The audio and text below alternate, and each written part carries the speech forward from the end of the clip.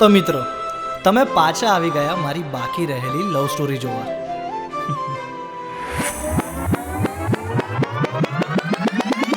દેવલા ઉઠ, મોડું થઈ છે સ્કૂલે જવાનું.